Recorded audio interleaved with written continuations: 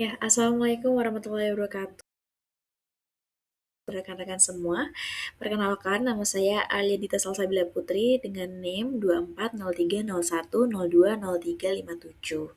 Hari ini saya ingin merepresentasikan topik yang menurut saya sangat menarik, yaitu perilaku dalam organisasi dalam konteks sistem pengendalian manajemen atau SPM.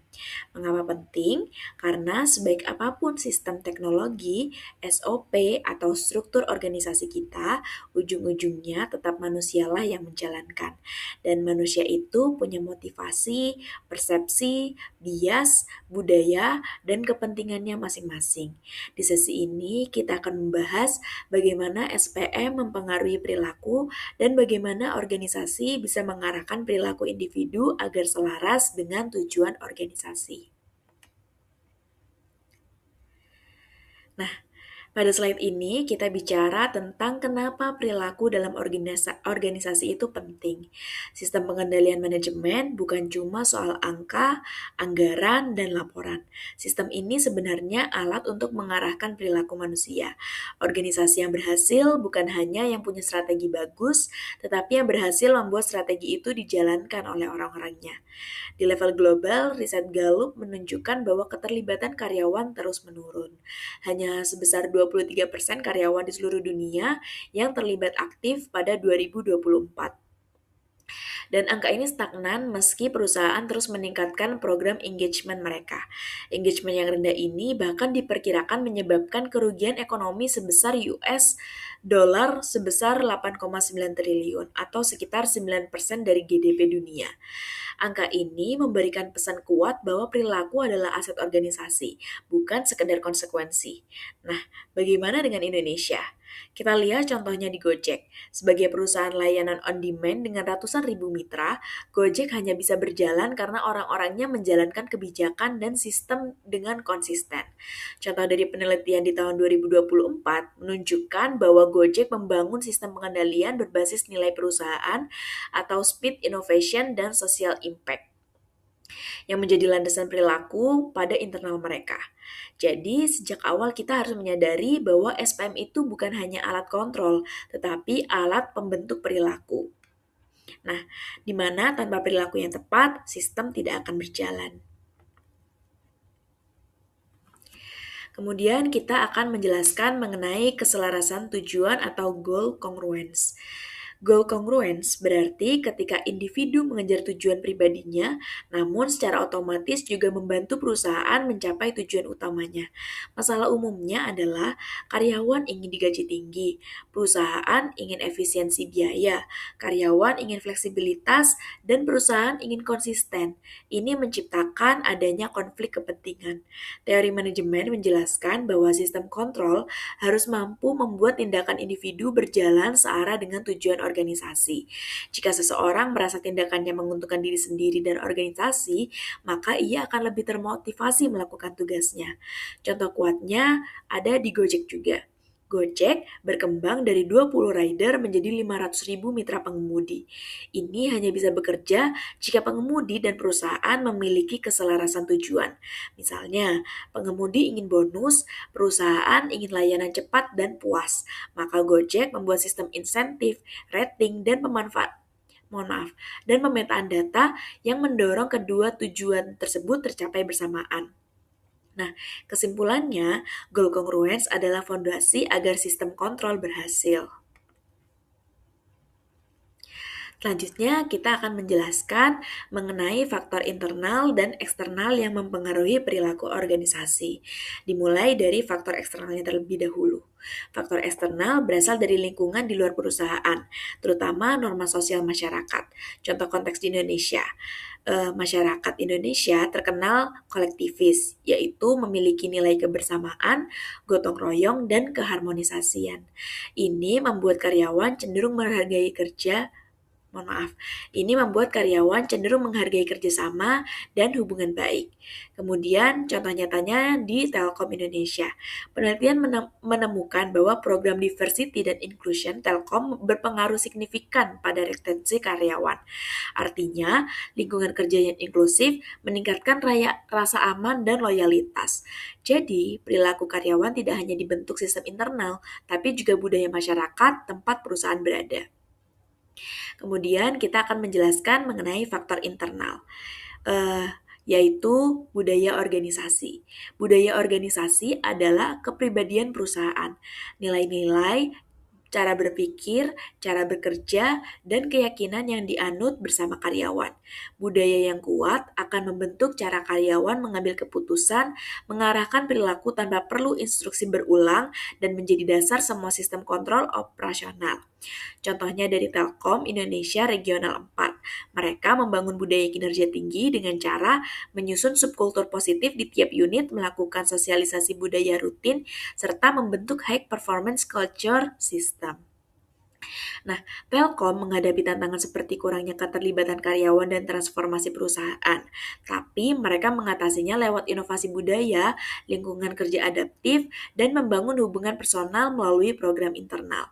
Intinya, budaya adalah fondasi semua perilaku dan sistem dalam organisasi. Nah, kita akan menjelaskan faktor-faktor internalnya yang terdiri dari gaya manajemen, organisasi informal, dan komunikasi. Nah, kita mulai dari penjelasan aspek pertama, yaitu gaya manajemen. Cara pemimpin memimpin mempengaruhi motivasi dan perilaku karyawan. Kemudian contohnya misalnya bisa membuat karyawan lebih inovatif dan berkomitmen. Kemudian organisasi informal. Di balik struktur formal, yaitu diagram Bagan, ada jaringan informal seperti obrolan antar karyawan, hubungan personal, dan pengaruh non-struktural. Ini sangat kuat dalam membentuk persepsi dan perilaku. Yang ketiga yaitu persepsi dan komunikasi. Karyawan akan bertindak berdasarkan apa yang mereka pahami, bukan yang tertulis. Karena itu, komunikasi efektif sangat penting. Contohnya dari Telkom misalnya. Transformasi budaya Telkom menggunakan strategi komunikasi top-down dengan pendekatan 4M, yaitu message, method, media, manager. Ini membantu menyampaikan nilai dan aturan perusahaan secara konsisten ke seluruh organisasi. Kemudian kita lanjut ke sistem pengendalian formal. Sistem pengendalian formal adalah aturan-aturan tertulis dan mekanisme resmi yang mengatur organisasi, seperti SOP atau Standard Operating Procedure, kemudian aturan etika, kemudian manual kerja, selanjutnya sistem keamanan data, dan yang terakhir pengendalian tugas. Formal control ini memastikan konsistensi dan mencegah manipulasi. Contohnya mungkin pada BCA. BCA menjalankan budaya keberlanjutan melalui praktik operasional yang adil, kepatuhan hukum, pengelolaan aset, penilaian vendor berbasis ESG, dan jaminan HAM dalam operasional internal. Semua praktik ini termasuk sistem pengendalian formal yang baik. Nah, kemudian kita lanjut ke proses kendali formal. Proses kendali formal biasanya meliputi perencanaan strategis, penetapan target dan indikator, kemudian pemantauan dan evaluasi kinerja, dan terakhir yaitu feedback dan tindakan koreksi. Contoh nyatanya pada BCA. BCA melakukan transformasi digital dan modernisasi proses bisnis sehingga sistem kontrol makin efektif dan layanan pelanggan meningkat. SPM dalam hal ini bukan hanya laporan dan angka, tapi keseluruhan siklus perencanaan, pelaksanaan, hingga evaluasi. Nah, kita akan menjelaskan macam-macam struktur organisasi. Yang pertama yaitu struktur organisasi fungsional. Struktur fungsional artinya perusahaan dikelompokkan berdasarkan fungsi.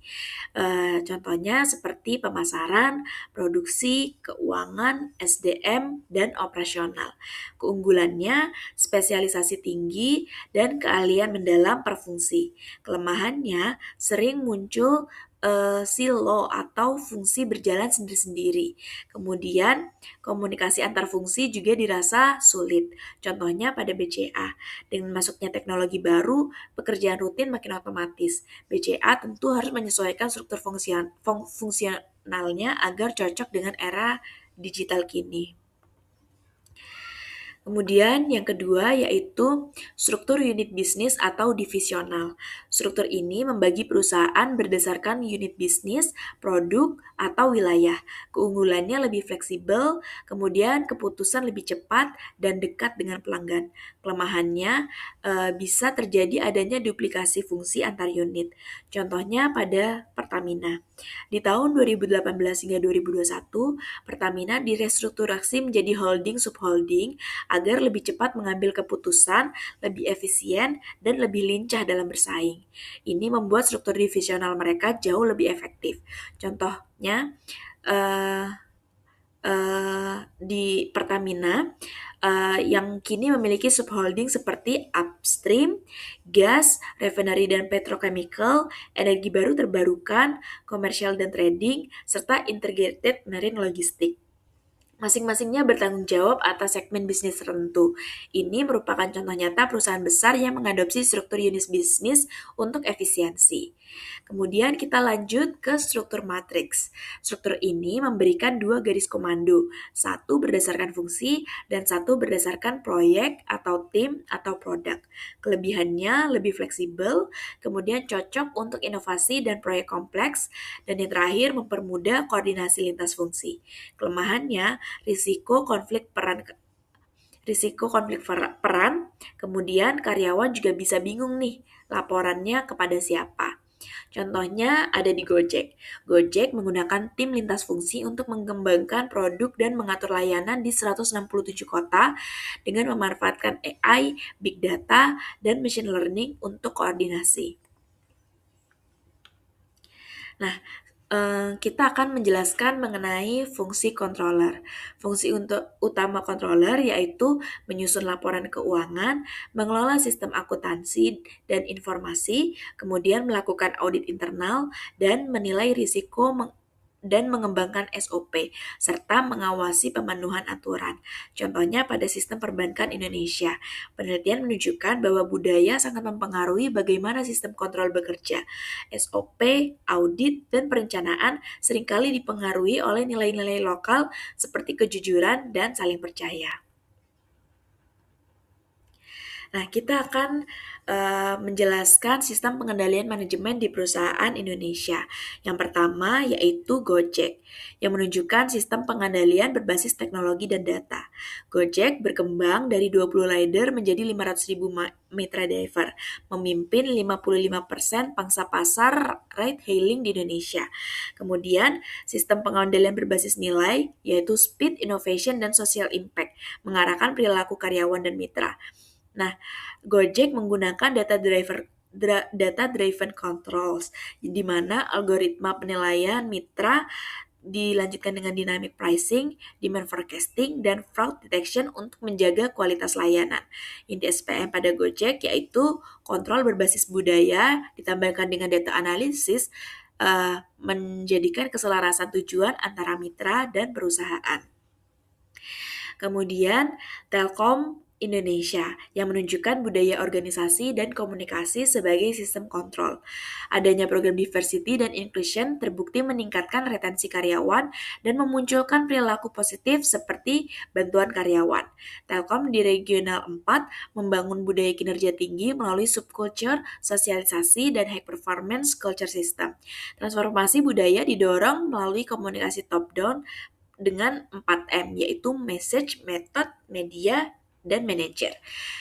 Inti SPM pada Telkom yaitu adanya budaya dan komunikasi yang merupakan alat kontrol perilaku yang kuat dalam organisasi besar. Kesimpulannya, SPM bukan hanya alat administratif, tapi alat pengarah perilaku. Yang kedua, perilaku dipengaruhi oleh budaya, struktur organisasi, gaya kepemimpinan, dan komunikasi. Contoh perusahaan Indonesia menunjukkan pentingnya keseimbangan antara kontrol dan pemberdayaan. Demikian penjelasan pada hari ini, poin utamanya ada 3. Yang pertama, SPM bukan hanya alat administratif, tapi alat pengarah perilaku. Kemudian, perilaku dipengaruhi oleh budaya, struktur organisasi, gaya kepemimpinan, dan komunikasi. Dan yang terakhir, contoh perusahaan Indonesia menunjukkan pentingnya keseimbangan antara kontrol dan pemberdayaan. Demikian, semoga dapat bermanfaat bagi kita semua. Terima kasih. Wassalamualaikum warahmatullahi wabarakatuh.